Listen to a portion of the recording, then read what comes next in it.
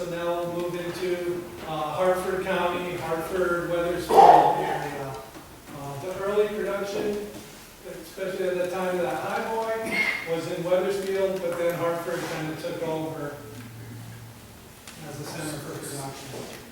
So the proof of a really good furniture mover is make the other guy walk backwards. See, Kevin did that really slowly. On the stage.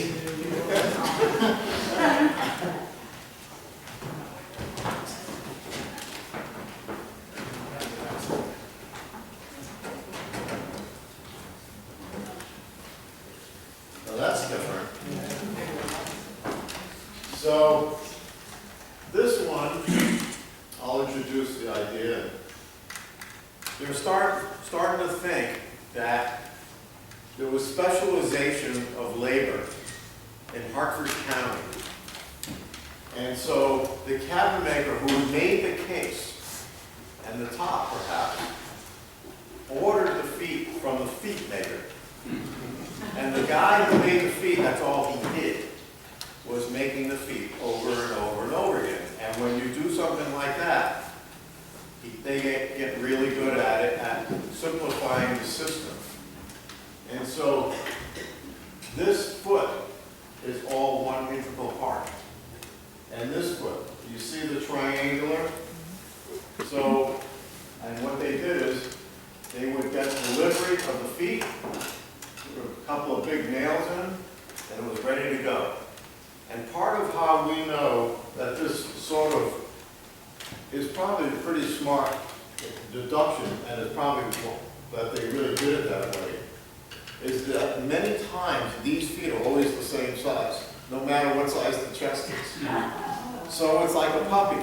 When the puppy was born, they had these really big feet, and their body is not so big yet. Well, at the same time, we found really big chests with feet that are too small, and little chests with big feet. And so, you know, the cabinet maker would say, I need 4 sets of feet. Well, the guy who was making the feet didn't know what size the chest was going on. And so it is very likely that that theory holds water. And so, However, all right, go ahead. different cabinet makers have their own design of their feet. So a certain cabinet maker would use a certain design. My theory would be that there's a specialization within the cabinet making shop. So it's not necessarily an outside contractor, so to speak. It's someone within the shop that would be specific, their job as a probably journeyman, someone that was a skilled cabinet maker, not necessarily an apprentice.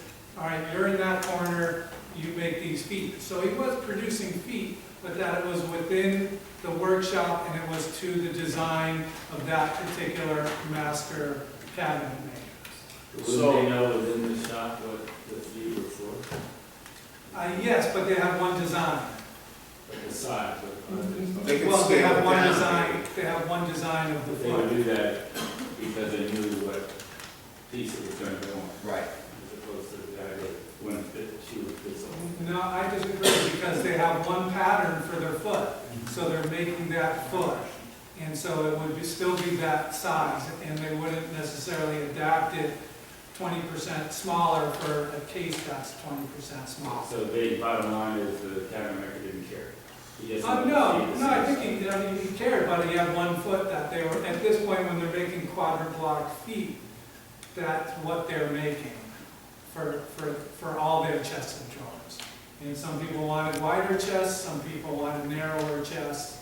So they were adjusting the case size, but the foot was the foot, even within that cabinet shop. So a little later on, when they started to integrate inlay in the federal period, probably only maybe 10 years after this chest was made, they do know that cabinet makers specialized in inlay, and that's all they did. And so the guy down the street who was making this chest and wanted inlay stringing around the drawers could order, he would get on the internet and said, I need 16 feet of line stringing to put on the chest. And so, you know, it would be get delivered by UPS. So, in addition to the quadrant blocks, which are definitely very Hartford County, another important element that we see first on this chest, and you won't see on any other chest, I don't think, is this very wide base molding. So this base molding, instead of that applied thin strip that we saw on the winter chest, this is a wide board that's molded on the outside edge, then that whole board is applied to the bottom of the chest. And it creates this framework, then the feet are applied onto that.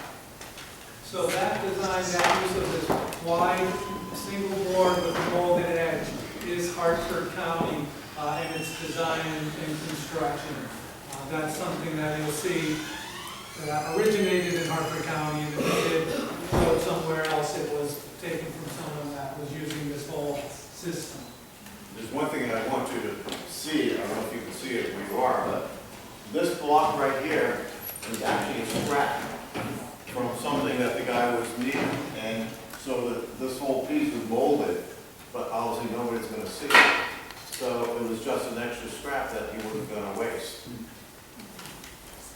And one of the other differences in construction that we'll see, and this is what's known as the oxbow form. So it has these two swells and is concave in the center. In Hartford County, they would shape the inside of that board. And so they would take that board and shave it down and then cut the bottom board to conform to that inside shape. And in London County, as we'll see, they did not do that, did not follow that technique. Any questions before we take it down? Sure. The oxbow, Yeah?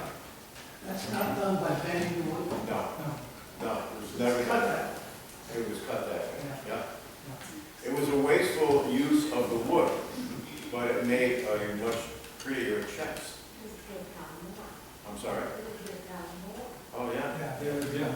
And and it's the changing fashion. The straight front chest was kind of the standard for the 18th century. Then as you get to the late 18th century, you get into the swelled front, as they would call it, and it's kind of the block front came in earlier, and this in a way is an adaptation of that block front.